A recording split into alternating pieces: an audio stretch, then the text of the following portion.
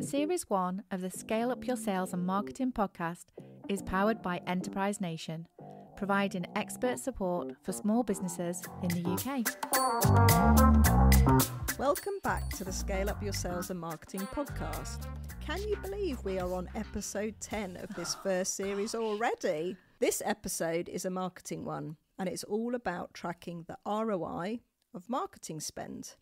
Over to you, Vic. Yeah, and I think this is an area where business owners either don't know about ROI or they're forgetting to check what the ROI is for their products and services. And the ROI in this instance is the return on investment. So basically, for every £1 you spend in marketing, how much money do you get returned back in sales? It's really underrated and undervalued as a tool to check in with your business stats and finances. And I don't think people are checking enough how much they're spending in their marketing and what that return on investment looks like. So if you haven't worked on this area of your business before, the way that we calculate it is that we have the profit and we divide it by the spend and then we times it by 100 and it gives us a number. That then means that we can look at each touch point or each channel individually and work out how the numbers compare. So there'll be some touch points in your business that have a higher ROI than others. And I'm going to give you an example, and we're going to keep to round figures because it's really hard when we've got like the whole 3.3 recurring thing. So keep it simple. And I know this might sound a little complicated coming over a podcast, so we're also going to type this up in the show notes as well because I don't know about you, I personally prefer to see things written down and visible. So here's the example. If I make £10,000 in a month in sales revenue just from Google Ads for a product, and I spend £1,000 on Google Ads in order to generate that 10,000, then I'm making 9,000 gross profit, okay? If I then take that £9,000 and divide it by the amount that's been spent, i.e. the 1,000, then I get a number of 9. If I times it by 100, I get 900. So as a ROI figure, that's a 900% return on investment. Nice. Yeah, not too shabby.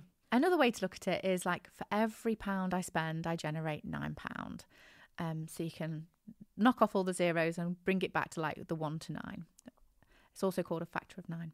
So what we need to think about is what's the gross profit? What did we spend? Divide the profit by the spend and then times it by 100 and it gives you the number. And as I say, they're going to be in the show notes. And do you do that for every channel? So you mentioned that this one, the particular example that you gave was for Google Ads. Should you break it down by channel or should you add it all together to get a number for your total marketing? Like that. Yeah, I look at everything as a separate channel.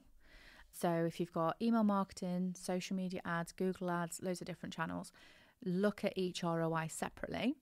But it's really interesting what you say there about adding them all together and work it out as one collective number. And there'd be nothing wrong with doing that in order to kind of see how your marketing is performing overall. But that's like having lots of different sales products and putting all of the sales together as like, this is how many sales I've made for the whole month for the whole products, and then how much you've made as profit for that. So yeah, for me, it's important as a marketing strategist to be able to look at what's working and what's not. And I'll come on to why in a bit.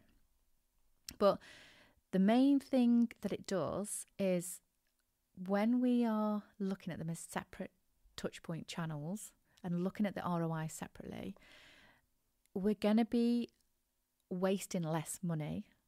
We're going to be putting our energy and time into things that are working. So it's giving you like a black and white picture, a snapshot of exactly what's going on.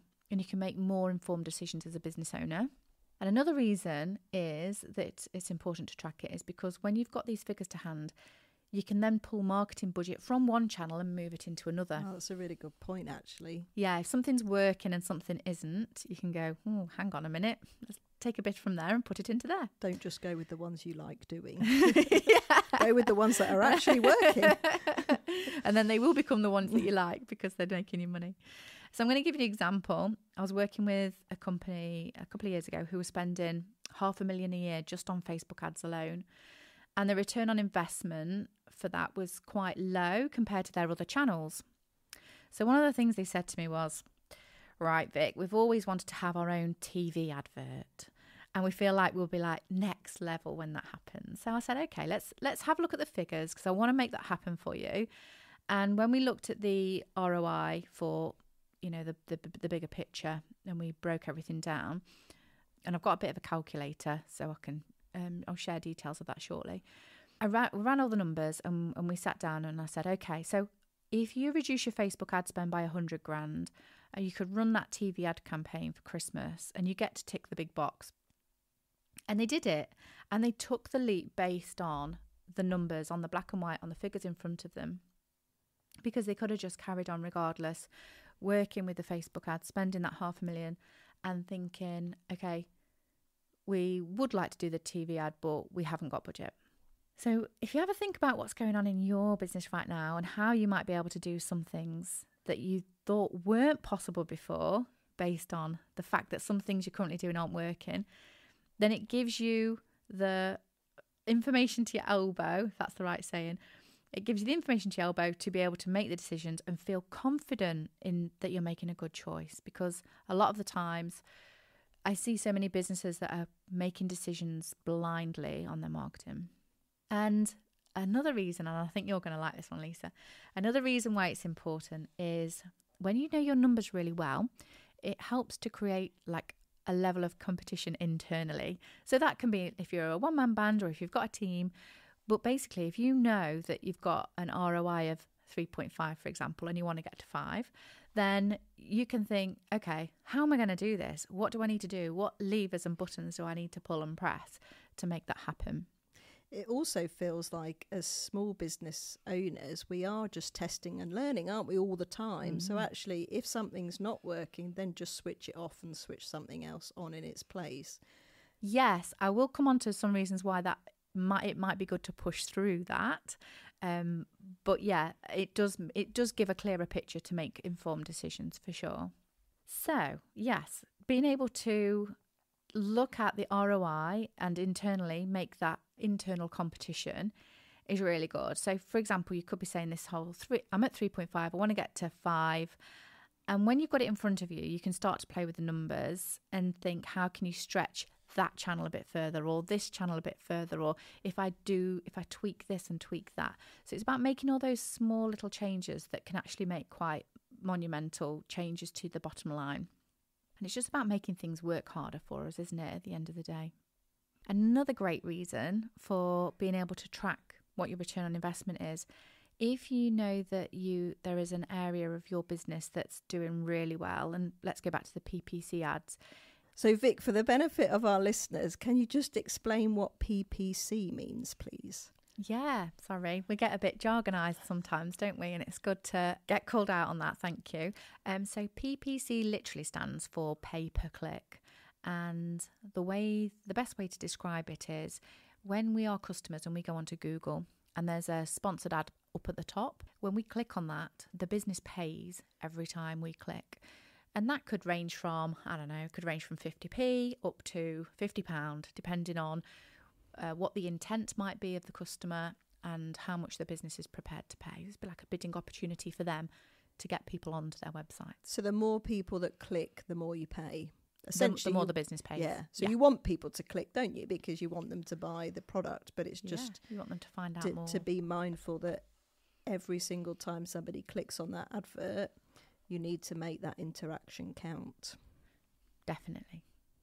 So if you know that you're getting a really high return on investment for your money, if you go to the bank and ask for a loan and they say like, well, what do you want the money for? And you explain that I've got this product, I'm doing it this channel, we're getting this return, and we need to be able to put more money into this channel in order to create more money for the business to regenerate, then it's going to be, because it's black and white, it's easier for the bank to be able to give money. Or there might be personal investors that you have, angel investors, who need to see exactly what's happening. And without things like tracking your ROI, they have no idea what's going on in your business. Sounds like a good enough reason to me. Definitely. So going back to what you said, Lisa, about Sometimes if something's not working, you could stop it. So let's just have a little look at what's going on with some of those things, because there are a few things that can have an impact on ROI. For example, if like the amount of time that a channel or touch point has been running. So let's say that you're on TikTok at the very beginning of when it began, which doesn't feel like 2 minutes ago. The return on investment for TikTok at that point was probably quite small, because we've now got things like TikTok Shop and things going on where people can purchase directly. So things are more trackable and we can see what a return on investment with TikTok is. But imagine if you were trying to track your ROI at the very beginning when it was a new channel, there were less people there, people didn't really know kind of how it's working or how sales are going to work alongside it. So sometimes there can be occasions where it's best to stick with something because you know there's good stuff going to happen to that channel. But that's about seeing the bigger picture and making a call on it. And going back to what you've talked about in previous episodes around knowing where your ideal customers hang out. If that is where they are, then you need to be there, don't you? Yeah, even if you're thinking it's just not having a high enough return on investment at this point, but I know it's going to come good. Got potential. I just need to like trial a few more different things, try different graphics, try different copy, try different call to actions. Calls to action, CTAs. Also, the time of year can affect the ROI. So if you think about it, if your business is seasonal, your ROI will change throughout the year. And it's important to track them on a basis that feels the most appropriate to you. So you might decide that that's monthly. I usually see it done monthly. But in the run up to Christmas, it could be that actually the ROI is tracked weekly, because that might be more appropriate. So, for example, when we think about like Black Friday or the very beginning of December, after the last payday of November's happened and people are starting to buy gifts, if you were tracking the ROI month on month, it would look very different to if you tracked it week by week but year on year. So what I mean by that is, if you weren't looking at December's ROI versus November's, if you were looking at the week of Black Friday versus the week of Black Friday the year before, or the first week in December after payday versus the first week in December compared to the year before. So being able to track the ROI in different times of the year based on when is it going to be most appropriate to make those comparisons to help you see you're not measuring apples and pears, if you know what I mean. Otherwise it can get quite skewed, and then things can look very different, and it could look like sales are like brilliant or really rubbish, and you might wonder why. Another thing that can affect ROI is if the touch point is classed as brand building. So there's the difference between brand building and revenue generating. Some touch points can be both, some can be one or the other. Let's say, for example, you're doing PR, or you might sponsor your local youth football team shirt. These activities are going to be harder to calculate as directly impacting sales and revenue compared to, like we've said before, PPC adverts on Google or social media or email marketing, where there's more tracking in place to find those online sales. So sometimes it's really hard not to compare like A versus B when they are very different. Sometimes it's best to track them, have them side by side, and then you can see. So in the ROI calculator that I'm going to come on to, there is like a list down the left-hand side of what are all the different ROI channels that you're doing, and then it will calculate what the ROI is based on what's the profit and how much it's cost to make that profit. And the reason that they're side by side is because then you can then reorder them to have the highest ROI at the top, the lowest ROI at the bottom. It just brings so much to light to see it in that way when things are side by side. What about things like printed marketing? So, inserts in things that you get through your letterbox or magazines, that type of thing. How can you track the ROI of those? Yeah, you're right. And they can fall between the cracks sometimes between brand building and being a revenue generator. But you might think some things aren't trackable, but there can be little sneaky ways of doing it. So you've probably had things come through that might be, I don't know, HelloFresh or Gusto boxes, that kind of thing. And they'll always have like, hey, here's a 20% off code or 60. I had 65% off the other day come through my door. Oh, flipping heck. You're paying me to eat nearly. And when they have that, they obviously have a discount code. And that discount code can then be trackable for them to be able to look at what's the ROI on that. And then also they can look at it as a lifetime value customer, because yes, they're giving away 65% at the very beginning, but over, let's say then I'm a customer for a year, then there'll be that lifetime value of all of those orders, and then what that return on investment looked like from that initial leaflet. I think that's where we've seen the rise of the QR code, haven't we, since COVID, that QR code is definitely having its day now. That's on a lot of adverts that you see in printed press, doing exactly as you said, either offering money off or, you know, diverting their customer to a, you know, website or something else where they can actually capture and track the ROI of that marketing. Yeah, and the beauty of that is it can be very let's say that the website's got a really long link because it could embed the code already, and it can have a really long link because it's a specific landing page. The customer then isn't going, like, putting the whole URL in. They're just getting their phone out and taking a picture, or going to take a picture, and then clicking on that link, and it's so seamless. And then everything's already in place. They've got the landing page, which reinforces what that, I don't know, if it's 65% off is. And then the customer's already on that journey thinking, well, I've had this leaflet that says exactly the same as now this landing page says, and I'm on a journey where the communication is continued. So a few things before we finish off, a few little tips really that can help. When I run the ROI figures with businesses, we remove the VAT and delivery charges. Delivery charges aren't always applicable for every business, because not every business has them if they're a service-based business. But it's important to just highlight at this point that if you, by removing the VAT, by removing the delivery charges, that it creates like a clean ROI, and it helps everything to be the same. So if you think about one channel that you use, and that might include the VAT, and then you think about another channel that you use, and that doesn't include the VAT but includes delivery charges, and then you think about another channel that you use, and it includes delivery and VAT. So it can start to get really messy, and the best way is to just strip those out when you're doing the figures. So that's one little tip.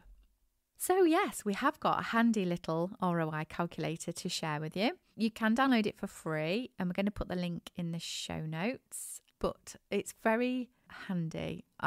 I made this originally for my clients, and the more that people were using it, I thought I need to just share this with people, because it's one of those tools that if you don't know that there's things out there that you can use, then you can't track things, and it can be hard to create from scratch. And so I've colour coordinated it like a little rainbow. It's really lovely. So you start with the red and you go up to the purple, but there's little instructions on what to do and what to put where. And you can have different tabs at the bottom, so you can replicate what's in each tab. So if you've got all of your touch points down the left-hand side, you can then replicate that. So it's exactly the same for next month or next week or however you do it. And then you've then got a like for like every time, and everything keeps all nice and consistent, which we like. But all you need to then enter is the touch points that you're using, the financial information that we've talked about, which is the profit, which is the revenue minus the spend, then divided by the spend, and then times 100, which will calculate the ROI. And you don't even have to get your calculator out. That's the beauty about it. You don't have to look on your phone or get your calculator out the drawer. It's going to do everything for you. You just put the financials in, and it will spit out all the numbers that you need at the end. And then there's a little box at the bottom as well. So there's like some prompts at the bottom, and it asks you, when you're looking at your ROI, to comment on 3 actions that you'd like to do to make an impact. And these are really going to prompt you to think. So when you've got the numbers in front of you in black and white, you can think, cool, blimey, I didn't realise I was spending that much on that channel and only receiving that amount in sales. Or you might think the complete opposite and think, well, cool, blimey, that's doing really, really well. I'm going to put some more money into that area. And then hopefully by doing all of this, it'll then start to have an impact on your business, because with all the information that we've supported you with through the last 9 episodes and today, hopefully we've given you like an overview of how you can use your sales and marketing together, and then culminating, quite rightly, in how you can track everything that you've done and bring it all together and see what's working and what's not. That's brilliant. Thank you for explaining that, Vic. And can you believe it? That's brought us to the end of our 10-episode series. Hey, we did so well.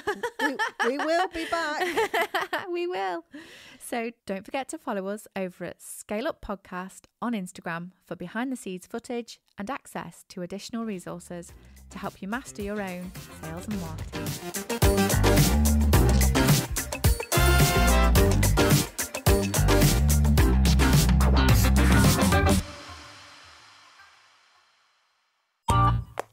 This has been a Monkey Pants Productions podcast.